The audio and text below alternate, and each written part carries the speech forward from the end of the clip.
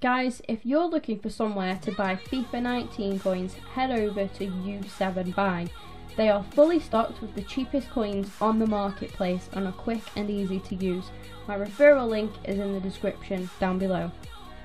Alright then people, welcome to a brand new episode of Gunner Tour. Last week's episode seemed to go down pretty well. Thank you everybody for all of your support on that.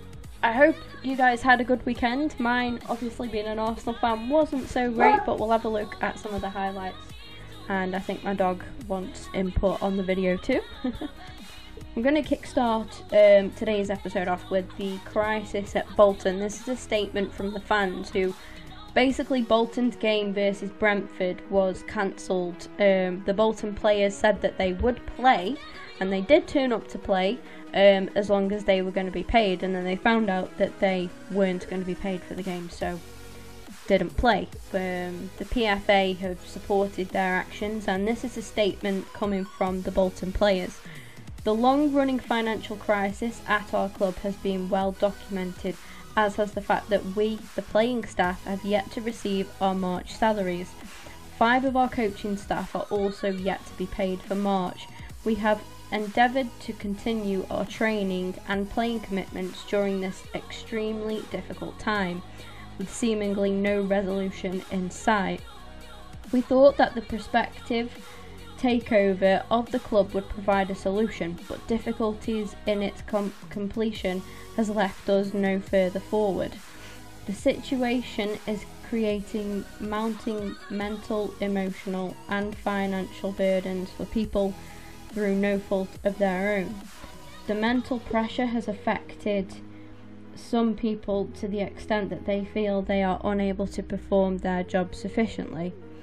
These are unprecedented circumstances and are affecting every aspect of our lives, placing great strain on ourselves and our families. During this time, we have remained patient in hope of some explanation, but information from the club has been extremely limited and very confusing. What we have been told changes constantly. With deep regret, we have decided not to fulfill our remaining fixtures unless we are paid. We understand that this will disappoint our fans, and for this we sincerely apologise. We realise this may be seen as drastic action, but we feel we have no other options left.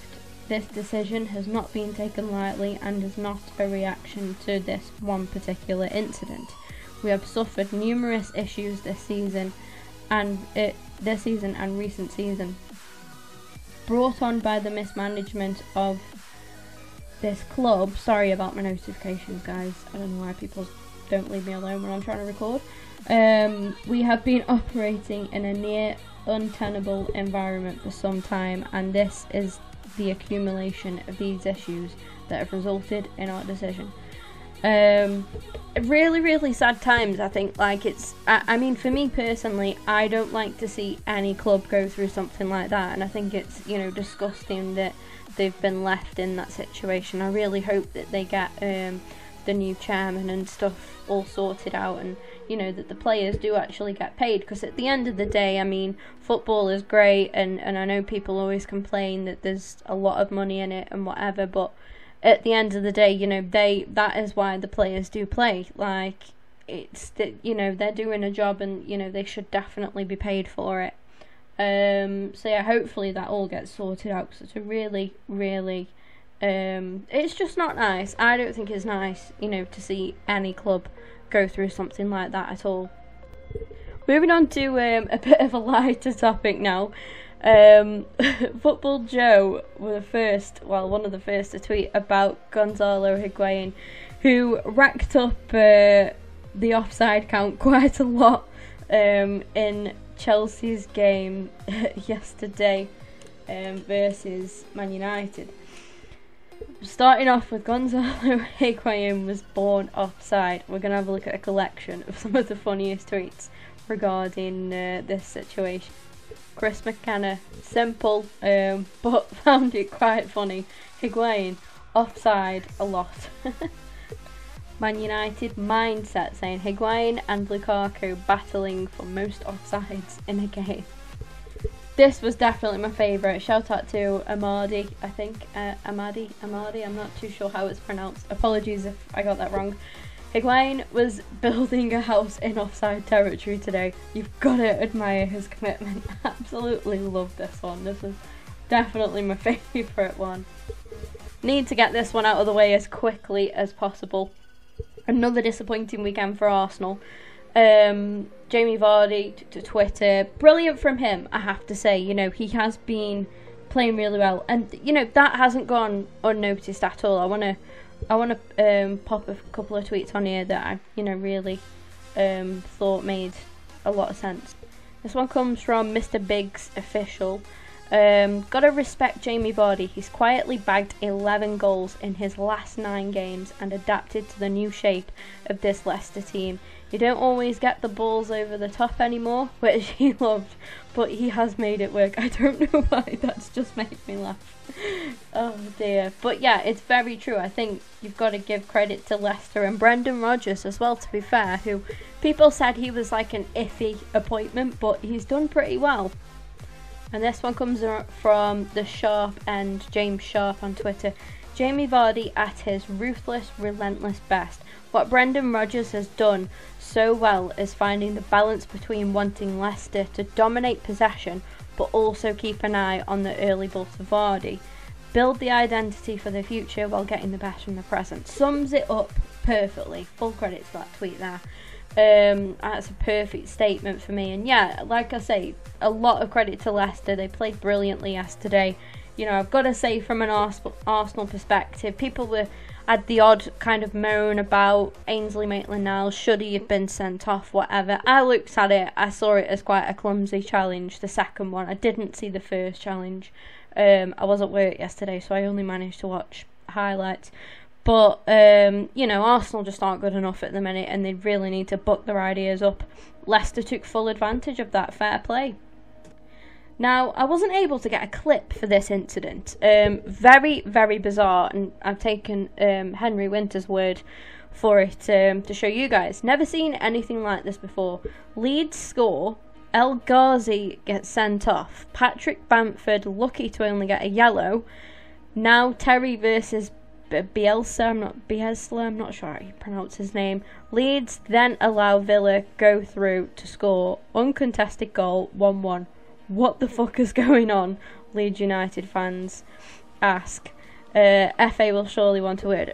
Really, really bizarre scenes. To kind of backtrack you guys, Leeds were playing against Aston Villa, and Leeds get a goal, and I think something on the build up to the goal meant that the goal shouldn't have stood, basically. Now, I've seen this clip of Bamford where I think it's El Ghazi, supposedly punches him. He doesn't actually punch him. Bamford makes an absolute meal out of it, and he's in there arms around Villa players, and it was just a big mess, to be honest. I think the referee kind of rushed the decision. So anyway, the goal stands, and obviously then Villa fans are complaining. You've got John Terry complaining at the Leeds manager. And the Leeds manager, full credit where it's due to the Leeds manager, because he actually says to his players, let them score. You can clearly read. There's all jumbled up clips, and I didn't know which clips to take to show you guys, because I don't know what happened first, if that makes sense. I just see all these random clips, so I'm not too sure, fully understanding what's going on. But basically, a controversial goal goes in. All of this shit happens with a big scuffle on the pitch, and you know, El Ghazi gets sent off. Bamford should have been sent off as well, and really the Leeds goal shouldn't have stood, because I think it was up to the referee to obviously stop the play, and he didn't. So a lot of people are saying, well, the Leeds goal should stand, but if the referee did his job right, you know, it wouldn't have stood. But because the referees allowed it, you can't really blame Leeds for scoring. So Leeds go on to score from what's happened in this scuffle. Referee gives the goal. Everyone's going mental then, Villa fans are going mental. And even the Leeds manager thought the right thing to do was tell his Leeds players to stop playing, let Villa go and walk and get a goal. And that's what they did. And it was really, really bizarre moment. However, Janssen, I think his name is, from Leeds, wasn't agreeing. He was the only player on the pitch that didn't agree with this, and he tried to actually stop the goal. And he was falling out with his own players. Looked like it was just a shit show, basically. It was one of the most bizarre moments of football I've ever seen. I didn't watch the game live, but I just saw all these tweets about it and these videos, and I'm just like, what is going on? Completely blew my mind. Absolutely crazy. But I think, you know, full credit to the Leeds manager on his decision. Next up, we've got another bit of an altercation here. This is PSG after losing the French Cup final. And as you can see, Neymar there has a bit of a scuffle with a fan. Luke allegedly thrown a punch towards that fan there. Which, I'm not sure. I'm not sure what's going on. I really, you know, the fan obviously said something to Neymar. What the hell is going on with Neymar? He's just received a ban from the from UEFA for 3 Champions League game matches, and then that incident there. He then went on after the game to say this: they must listen more than they talk. Sometimes a more experienced guy speaks and they answer back. The coach himself speaks and they retort. This is not how a team goes far. This is Neymar talking about younger players. Now, he hasn't said who in particular, but he's just said young players at the club. Now, I don't know why, but I've got a feeling somebody like Mbappe got sent off, I think, actually, during the game, which PSG lost. Is Neymar, are we going to see Neymar on the move again, possibly? Doesn't seem to be happy at PSG in the way that things are being run. Do you guys think Neymar will go? Where do you think would be next for Neymar? And congratulations are in order to Norwich City, who have confirmed their promotion, returning to the Premier League. Really well done to them and their players. We are Premier League, they say on Twitter. I think thoroughly deserved from them this season. They've given a lot of credit to their manager as well, who seems to have, you know, just gotten things sorted, got things straight together. And it's, you know, good to see them come back into the Premier League.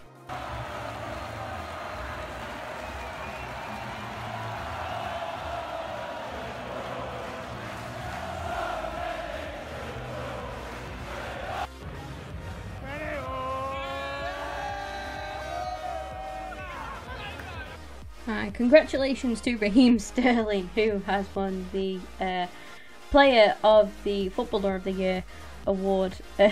He says, who said too old for this shit? To start off his celebration tweets. I personally find Raheem a really likeable young player. I know he did go on to say he was 24, but and, you know, I think he has bags of class. I really do. He's endured quite a lot in recent years. Stick from the press, stick from fans. Obviously, racism has been thrown at him, and I think he you know, he's coming out on top. So fair play to Raheem. Some brilliant performances from him this season. And he goes on underneath that little joke of a tweet and says, very proud with the PFA Young Player of the Year, and truly thankful. Incredible support for the whole season. Let's go for more. So absolutely credit where it's due. I've got a lot of respect for Raheem Sterling. Definitely FIFA fans looking forward to seeing what kind of cards EA are going to put out of him. It's going to be a beast. Carrie Brown went on to say, Sterling is an exemplar of the talent and values our founding fathers sought to reward when they established the FWA in 1947.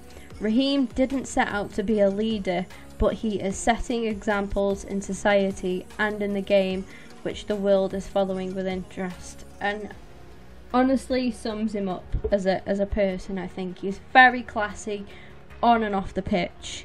Like I say, full credit to Raheem Sterling. Congratulations. Here is Raheem Sterling's season so far: 17 goals, 10 assists, PFA Young Player of the Year, Football Writers Association Footballer of the Year, and like, I think it was Goal that said, it has been some season for Raheem Sterling. Absolutely. One of the few bits of joy I could actually take from the weekend was West Ham beating Spurs 1-0 away at Tottenham Hotspur's new stadium. Antonio scoring the only goal in that 1-0 win for West Ham. And a very, very strange celebration from him afterwards, which just sums up how much of a joker the guy is. Seems like a top guy, to be fair. Decent player as well. So well done, West Ham. And that brings me to the end of our second ever episode of Gonna Talk. Thank you all very much for watching. If you have enjoyed, make sure you leave a like rating on the video. Subscribe if you are new here today and you've enjoyed this, and leave any feedback in the comment section down below. Feel free to check out my description and follow me on social media, guys, if you guys want to get in touch, possibly come on to this little series as well and have your say sometime with whatever topic, or if you have a topic in mind you'd like me to cover, feel free to drop that down below or message me on social media, and I will be back hopefully very soon with another video for you guys.